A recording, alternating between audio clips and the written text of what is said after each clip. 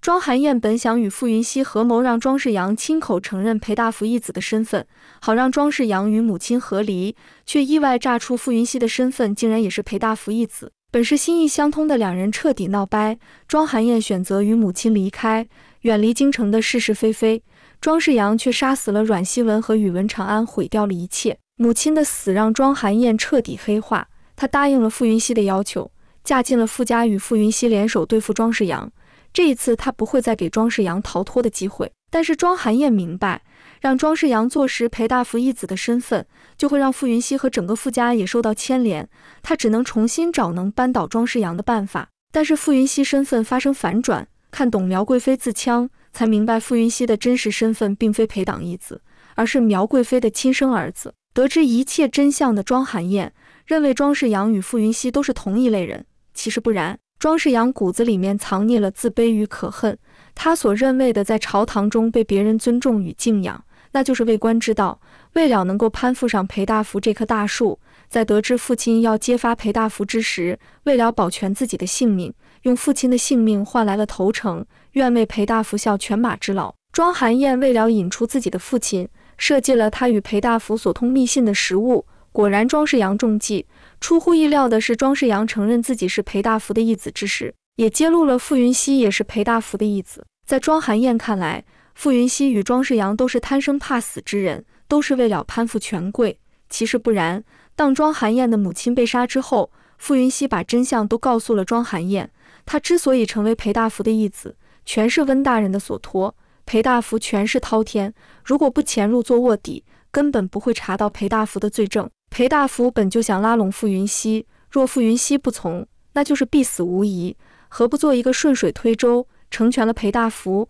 也能把裴党查清楚。此事当时只有温大人与傅云熙知晓，但是后来温大人被奸人所害，傅云熙成为裴党的义子也成为了谜团了。但是现如今被庄寒燕所知晓了一切，在阮希文被害之时，庄寒燕得知傅云熙的一切真相之后，便愿意与傅云熙联手。庄寒燕愿意嫁给傅云熙为妻，两个人共同筹谋，必将庄世阳绳之以法。傅云熙为何会成为傅家之子？当年苗贵妃与阮希文同为京城贵女，两人是姐妹也是对手。在一次比试中，阮希文故意输给苗贵妃，让苗贵妃被皇帝看中，嫁入皇宫之中。但是看似风光无限的苗贵妃，却在像囚牢一样的宫中步步为营，小心谨慎，甚至被皇后逼迫到不得有子嗣的地步。苗贵妃生下傅云熙后，知道留她在宫中只有死路一条，便让宫女将她抱出宫，保她一命。傅平生得知她的身份后，将她收养做义子，以便日后之用。苗贵妃为了让别人信服她的儿子已死，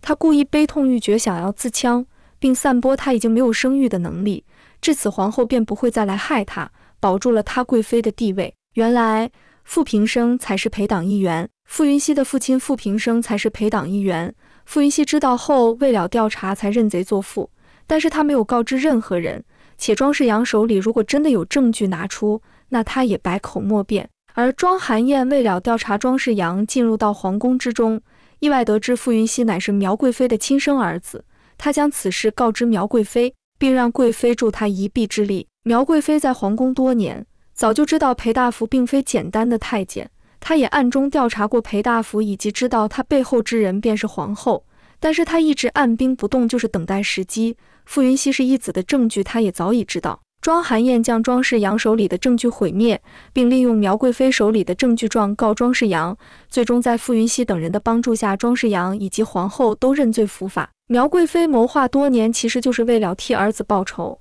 她以为自己再也见不到儿子，莫想到儿子不仅健健康康长大，并成为了大理寺少卿，娶到了心爱之人。苗贵妃最终认回了儿子。庄寒燕攀附上苗贵妃，本以为这一次终于可以置庄世阳于死地，却莫想到庄世阳将庄雨山嫁给齐王，并与齐王联手对付苗贵妃。因为复仇心切，庄寒燕冒着诛九族的风险，逼迫苗贵妃帮他办事，但步子跨得有点大，也加速了苗贵妃的下线。他让苗贵妃为他办了3件事：第一，求皇帝下旨，让庄世阳10天内完成大典修复工作；第二，派傅云熙调查宇文长安留下的木盒子，用以指控庄世阳犯罪证据；第三，写信给齐王，让他不要与齐王妃和离之事与他们夫妇计较。庄寒燕能用人时就使劲用，傅云熙警告过他，争权夺势之人最终都落不得好下场。今日你依仗权势成事，他日必爱权势所困。他没听进去，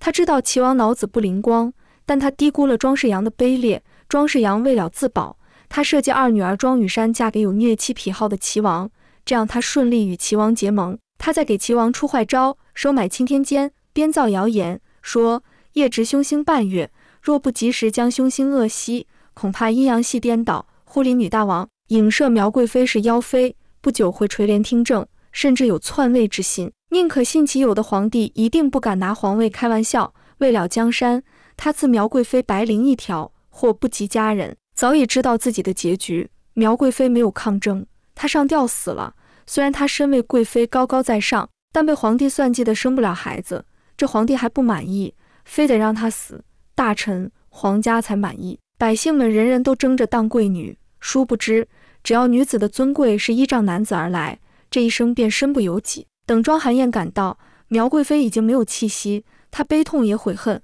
我不杀伯仁，但伯仁弟因我而死。再者，他也失去了靠山，对付庄世阳难上加难。齐王设计在民间散播童谣，影射苗贵妃想篡夺君位，本是高高在上的贵妃，却因几句谣言最终被皇帝赐死。因祸不及家，才让庄寒燕侥幸存活。庄寒燕再也无法忍受这对女子如此不公的世间，写下休书离开傅家，决定与庄世阳同归于尽。傅云熙前来阻止，却被庄寒燕误伤，寒毒发作倒下，让庄寒燕彻底冷静下来。庄寒燕再次想出计策对付庄世阳，只是这一次他莫想到会将傅云熙带入死局。大结局，傅云熙真的死了吗？其实庄寒燕早已给出答案。庄世阳揭发傅云熙一子身份，庄寒燕让傅云熙调查宇文长安留下的证据，找到了庄世阳父亲的尸体，决定上报大理寺状告庄世阳害死他的亲生父亲。但是庄世阳却在公堂之上将所有罪责推脱给周姨娘，